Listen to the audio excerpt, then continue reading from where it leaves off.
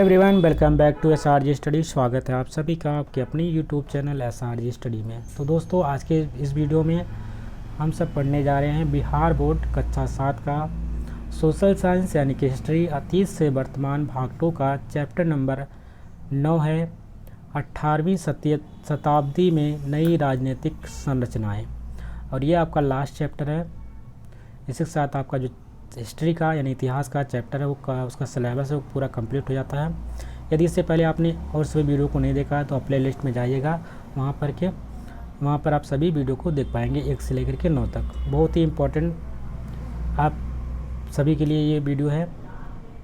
तो आइए देर ना करते हुए इस वीडियो की शुरुआत करते हैं। पहला प्रश्न है कि प्रश्न नंबर 1 में पूछा जा रहा है, स्वायत्त राज्य किसे कहा गया।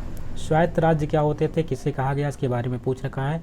तो उत्तर में लिखेंगे हम लोग, जो राज्य अपना संपूर्ण प्रशासनिक निर्णय और नीति निर्धारण स्वयं करता है वह उस राज्य को स्वायत्त राज्य कहते हैं। यानी कि कहने का तात्पर्य है जो भी राज्य अपना संपूर्ण प्रशासनिक निर्णय और नीति निर्धारण स्वयं करता है उसी को हम क्या कहेंगे, स्वायत्त राज्य कहेंगे। प्रश्न नंबर नेक्स्ट है कि नए राज्यों को 3 समूह में विभाजित करने के आधार क्या रहा होगा। जो नए राज्य थे उन राज्यों को 3 समूह में विभाजित करने का आधार क्या रहा होगा। तो उत्तर में लिखेंगे, पहले से चले आ रहे केंद्रीय शासकों का कमज़ोर हो जाना ही ऐसा प्रमुख कारण रहा होगा जिससे राज्य 3 राज्यों में विभाजित हो गया। तो क्या रीजन था, जो केंद्रीय शासक था, केंद्रीय शासकों का कमज़ोर हो जाना ही क्या इसका प्रमुख कारण रहा। अगला प्रश्न है, तकावी ऋण क्या था। तकावी ऋण के बारे में पूछ रहा है। पहला इसमें लिखेंगे, राज्य द्वारा किसानों को दिए गए ऐसे ऋण को तकावी ऋण कहा जाता था जिससे ऋण की रकम का मकसद उपज को बढ़ाना था। तो ऐसा ऋण जिसका मकसद सिर्फ क्या हो, उपज को बढ़ाना, उसी को हम क्या नाम दिया गया था, तकावी ऋण कहा गया था। प्रश्न नंबर नेक्स्ट है कि ठेकेदारी या इजारेदारी व्यवस्था क्या थी।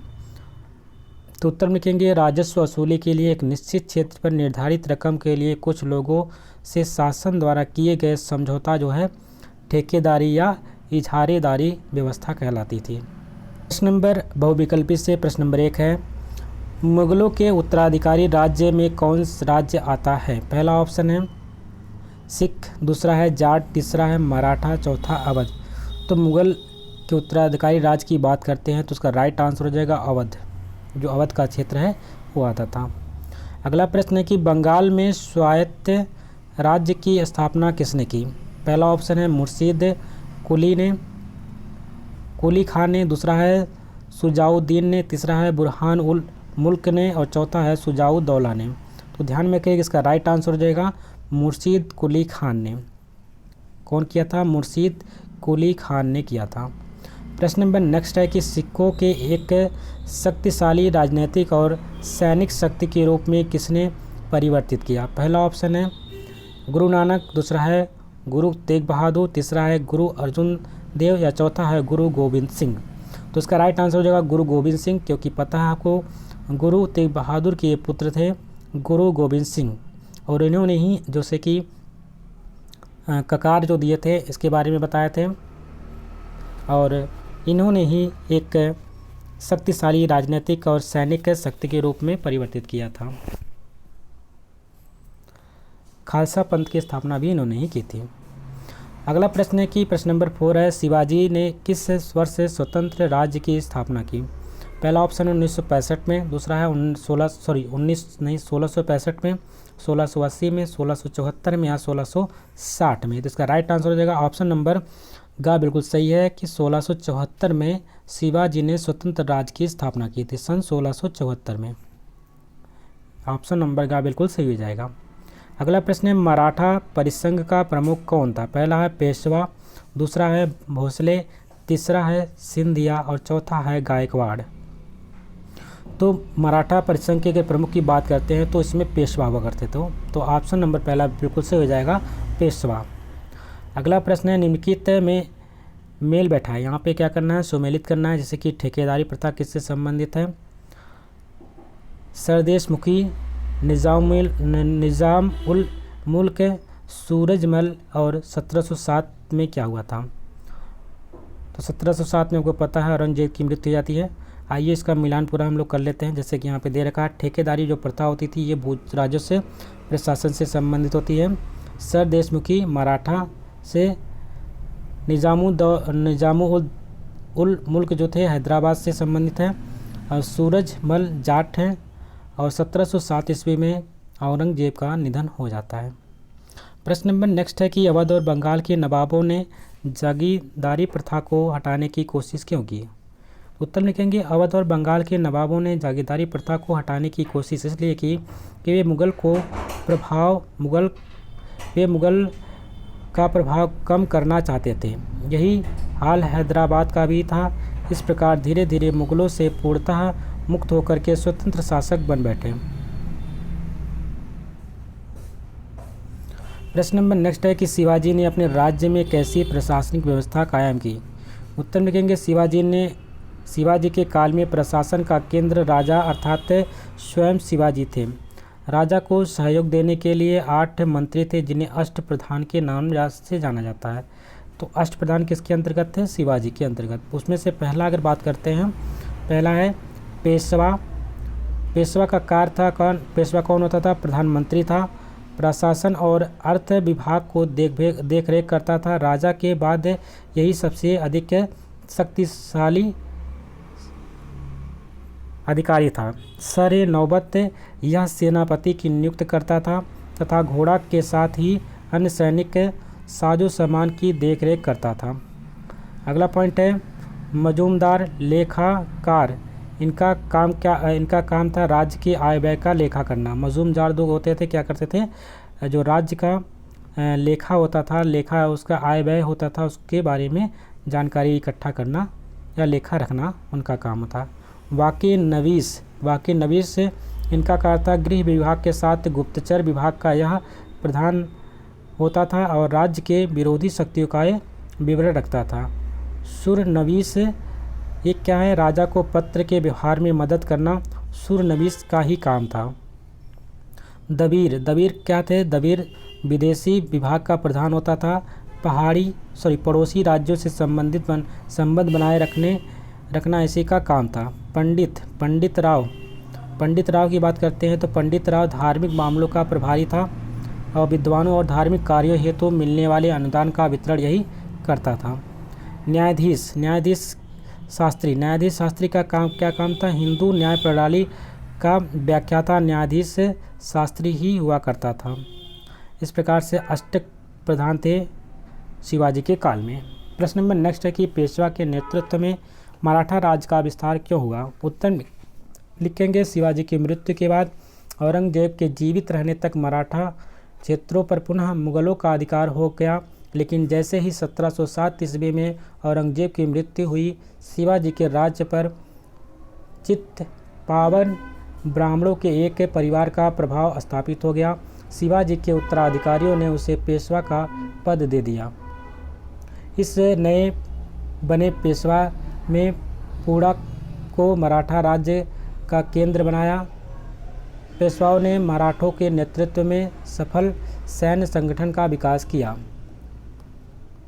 जिसके बल पर उन्होंने अपने राज्य का बहुत विस्तार किया। मुगलों के कई प्रवर्तिक शासकों ने पेशवा का नेतृत्व स्वीकार कर लिया। इसी कारण पेशवा के नेतृत्व में मराठा राज्य का विस्तार हुआ। प्रश्न नंबर नेक्स्ट है कि मुगल सत्ता के कमज़ोर होने पर भारतीय इतिहास का क्या प्रभाव पड़ा? तो उत्तर लिखेंगे, मुगल सत्ता के कमज़ोर होने पर भारतीय इतिहास पर दूरगामी प्रभाव पड़ा। जैसे छोटे छोटे राज्यों की भरमार हो गई। छोटे छोटे राज्यों में सभी नायक ऐश मौज का जीवन व्यतीत करते रहे। खर्च को पूरा करने के लिए किसानों पर कर बढ़ाए गए। किसान तबाह होने लगे। इनकी इस कमजोरियों को अंग्रेज पैनी नज़र में देख रहे थे और फल हुआ कि अंग्रेज़ों ने एक एक कर सभी छोटे छोटे राज्यों को अपने में अधिकार में कर लिया। इसके लिए इसको बल के साथ छल का भी व्यवहार करना पड़ा। अंतोगत्वा किसी भी रूप से यह पूरे भारत पर अपना अधिकार करने में सफल हो गए। प्रश्न नंबर नेक्स्ट है, 18वीं शताब्दी में उदित होने वाले राज्यों के बीच की क्या समानताएं थी? उत्तर लिखेंगे, 18वीं शताब्दी में उदित होने वाले राज्य में 3 राज्य प्रमुख थे, जिसमें से बंगाल, दूसरा है अवध और तीसरा है हैदराबाद। तीनों गुलाम शासक के अधीन रहने वाले सूबे थे। इसका फल हुआ कि बहुत बातों में से तीनों राज्य समान थे। आय का जो स्रोत था, भू राजस्व वसूली की व्यवस्था तीनों की एक ही समान थी। इन तीनों में जागीरदारी व्यवस्था को समाप्त कर दिया ताकि राज्य सरकार शासन पर इसका आधिपत्य पूरी तरह स्थापित हो जाए। इस प्रकार से तीनों राज्यों के बीच समानताएं थी। अब हम लोग चैप्टर के सारांश को देखेंगे। 18वीं सदी के पूर्वार्ध में अनेक स्वतंत्र भारतीय राज्यों का उदय हुआ। इसका परिणाम हुआ कि मुगल साम्राज्य सिमट कर छोटा हो गया। 1707 में औरंगजेब की मृत्यु के बाद मुगलों के अनेक सूबे स्वतंत्र हो गए। विरोधी शक्तियों की सशक्त होकर के स्वतंत्र राज्य बनकर निष्कंठ हो गए। मुगलों के जो सूबेदार औरंगजेब के जितने विश्वासी थे, उन्होंने उतना ही बड़ा विश्वासघात किया और सूबे के स्वतंत्र शासक बन बैठे। भारतीय उपमहाद्वीप में प्रथम साम्राज्य के खंडहर पर निम्नलिखित राज्य थे। मुगल साम्राज्य के सूबेदार बंगाल, अवध और हैदराबाद। मुगलों के मनसदार जागीरदार राजपुताना क्षेत्र के सभी राज्य मुगलों से युद्ध कर चुके राज्य मराठा, सिख, जाट एवं बुंदेल। इन नए राज्यों में सर्वाधिक प्रमुख राज्य थे बंगाल, अवध और हैदराबाद। हैदराबाद के नवाबों को निज़ाम कहा जाता था। इन तीनों का मुगल दरबार में बहुत इज्जत किया जाता था। इन्होंने इसी का लाभ उठाया। बंगाल को स्वतंत्र राज्य बनाने में दो नवाबों का हाथ है। पहला तो है मुर्शिद कुली खां और दूसरा है अलीवर्दी खां। मुर्शिद कुली खां को 1700 में बंगाल का सूबेदार बनाया गया था। तभी से उसने यहाँ एकाधिकार प्रवृत्ति दिखाने लगा। भूमि वसूलने के लिए उसने जमींदारी तथा ठेकेदारी व्यवस्था कायम कर अपने लिए अनेक हसबखान बना लिए। इन लोगों ने इसके शासन का व्यवस्थित रखने में मदद की। इससे हिंदुओं और मुसलमानों को रोजगार के समान अवसर देकर शासन में स्थिरता कायम की। हैदराबाद का सूबेदार निज़ामुल मुल्क आसफजाह था। इसका मुगल दरबार में काफ़ी प्रभाव था। दरबार के षड्यंत्रों से तंग आकर इसने अपने को स्वतंत्र घोषित कर लिया। इससे भी बंगाल के तर्ज पर भू राजस्व वसूली के लिए जमींदार और ठेकेदार नियुक्त किए। चौक राज्य में हिंदुओं की संख्या अधिक थी, इसलिए राज्य के हिंदू जागीरदारी की संख्या अधिक थी। इसके राज्य में स्थिरता आई। राजपूत राज्य अकबर ने जिन राजपूतों को छोड़ करके अपना राज्य फैलाया था। औरंगजेब उनके बाद के मुगल शासकों से राजपूतों की दूरी बढ़ती गई। अब राजपूतों में भी अपने अपने क्षेत्र में स्वतंत्र राज्य स्थापित करने की आकांक्षा जगने लगी। क्षेत्र तथा प्रभुत्व बढ़ने के लिए आपस में ही लड़ने लगे और अपने को कमज़ोर करते रहे। सर्वाधिक श्रेष्ठ राजपूत शासक अजमेर का सवाई जय सिंह था, जिसका काल 1681 से 1743 तक माना जाता है। इसी ने गुलाबी नगर जयपुर की स्थापना की थी। उसने जयपुर को जाटों से प्राप्त की थी। जय सिंह ने ही आगरा, दिल्ली, जयपुर, मथुरा और उज्जैन में पर्यवेक्षण शालाएँ बनाई, जिसे जंतर मंतर कहा जाता है। तो कहाँ पे बनाई थी इन्होंने? आगरा, दिल्ली, जयपुर, मथुरा और उज्जैन में। मराठा राज्य, मराठों का उदय मुगलों के संघर्ष के कारण हुआ। मुगलों के विरुद्ध तलवार उठाने वाले पहले व्यक्ति थे शिवाजी का जन्म 1627 में शाहजी भोसले के घर हुआ था। इनका आरंभिक जीवन जीजाबाई तथा अभिभावक दादाजी कोंडदेव के संरक्षण में हुआ। शिवाजी अपनों की छोटी जागीरी को सैनिक शक्ति द्वारा बढ़ाना चाहते थे। ये मात्र 18 वर्ष की आयु में ही रायगढ़, कोंकण तथा तोरण के किले पर कब्जा करके अपनी राजनीतिक महत्वाकांक्षा का परिचय दे दिया। मुगल बीजापुर को अपने नियंत्रण में करना चाहते थे, लेकिन शिवाजी ने ऐसा नहीं होने दिया। औरंगजेब शिवाजी की शक्ति को कम करना चाहता था। उसने छल बल सभी का प्रयास किया लेकिन शिवाजी को दबा नहीं पाया। शिवाजी ने रायगढ़ के किले में अपना राज्याभिषेक करवाया और अपने को एक स्वतंत्र राजा घोषित किया। शिवाजी की प्रशासनिक व्यवस्था बहुत ही उत्तम कोटि की थी। इसके 8 मंत्री थे जिसे अष्टप्रधान कहा जाता था। पहला उसमें जो सबसे पावरफुल होता था पेशवा, फिर आते हैं सर ए नौबत, फिर उसका था मजूमदार जिसको लेखाकार कहते थे, बाके नबीस, गुरु नबीस, दबीस, पंडित राव और न्यायाधीश शास्त्री। इन सभी के कार्य बटे हुए थे। इन सबसे ऊपर राजा अर्थात शिवाजी थे। शिवाजी पेशवाओं के अधीन मराठा शक्ति का विकास शिवाजी की मृत्यु सन 1680 में हुई। फिर औरंगजेब ने के 1707 में मरने के बाद मराठा क्षेत्र चित्पावन ब्राह्मणों के एक परिवार का प्रभुत्व स्थापित हो गया। शिवाजी के उत्तराधिकारी द्वारा उसे पेशवा का पद प्रदान किया गया। पेशवा ने पूना को मराठा राज्य की राजधानी बनाया। पेशवाओं ने मराठों के नेतृत्व में सफल सैन्य संगठन का विकास किया। बाद में पेशवाओं ने 5 परिवारों में मराठा क्षेत्र को बांटकर अलग अलग राज्य करने लगे। पुणे का जो इलाका था वो पेशवा का अधिकार रह गया। ग्वालियर का इलाका सिंधियों के अधिकार में हो गया। इंदौर का जो इलाका था होलकर राज्य यहाँ पे करने लगे। विदर्भ का इलाका था ये गायकवाड़ के पास रहा। तो नागपुर का जो इलाका था वो भोसले के अधिकार में रहे। इन सबका सैद्धांतिक प्रमुख जो पेशवाई था, सबको मिलाकर के मराठा परिसंघ कहा जाता था। पेशवा के अधीन मराठा राज्य भारत का एक शक्तिशाली राज्य बन गया। लेकिन 1761 के पानीपत की तीसरी लड़ाई में, ये दूसरी नहीं है तीसरी लिख लीजिएगा क्योंकि आपको पता है पानीपत का प्रथम लड़ाई 1526 में हुई थी और दूसरी लड़ाई 1556 में। 1526 में पहला, दूसरी 1556 में और तीसरा 1761 में लड़ी गई, जिसमें मराठा जो थे वो अहमद शाह अब्दाली से हार गए, जिसमें से उसकी शक्ति छिन्न भिन्न हो गई। हार का कारण राजपूतों का चुप रहना और मराठाओं का स्वार्थ नीति भी थी। अब सिंधिया, होलकर, गायकवाड़, भोसले और पुणे में पेशवा अपने अपने क्षेत्र में सिमट कर रह गए।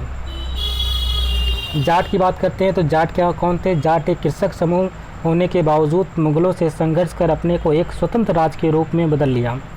इसका प्रारंभ दिल्ली और आगरा के क्षेत्रों में बढ़ा। जाट राज्य की स्थापना चूड़ामन और बदन सिंह ने के नेतृत्व में हुआ, लेकिन इन राज्य का पूर्ण विकास 1750 और 1763 ईस्वी के बीच सूरजमल के नेतृत्व में हुआ। सिख राज्य की बात करते हैं तो सिख एक धर्म था जिससे गुरु नानक ने स्थापित किया था। तो सिख धर्म को किसने स्थापित किया था? गुरु नानक ने किया था। 17वीं शताब्दी में सिख का एक राजनीतिक समुदाय में संगठित होने लगे। सिखों के अंतिम गुरु जो थे गुरु गोविंद सिंह सन 1666 से लेकर 1708 के ईस्वी तक के नेतृत्व में सिखों ने अपने धार्मिक और राजनीतिक रूपों में संगठित करने का प्रयास किया। गुरु गोविंद सिंह के बाद गुरु परंपरा समाप्त हो गई। इसके अनुयायी जो या बंदा जो होते थे बहादुर के नेतृत्व में सिखों ने 8 वर्षों तक मुगलों के से संघर्ष किया, लेकिन राज्य निर्माण नहीं कर सके। नादिर शाह तथा अहमद शाह अब्दाली के आक्रमण के कारण पंजाब के प्रशासन में अव्यवस्था फैल गई। अब्दाली की वापसी के बाद सिख पुनः संगठित होने लगे। पहले तो जत्थों तथा बाद में मिसलों में संगठित हुए। इन मिसलों के ही एक मिसल के प्रधान रणजीत सिंह के नेतृत्व में सिखों ने 19वीं शताब्दी में एक शक्तिशाली राज्य का गठन कर लिया। भारतीय राज्य और राजाओं के बिखराव का लाभ अंग्रेज़ों ने खूब उठाया। 1857 में इन सभी राज्यों ने मिलकर अंग्रेज़ का विरोध करने का संकल्प लिया था, लेकिन वे अंग्रेज़ों को दबा नहीं सके।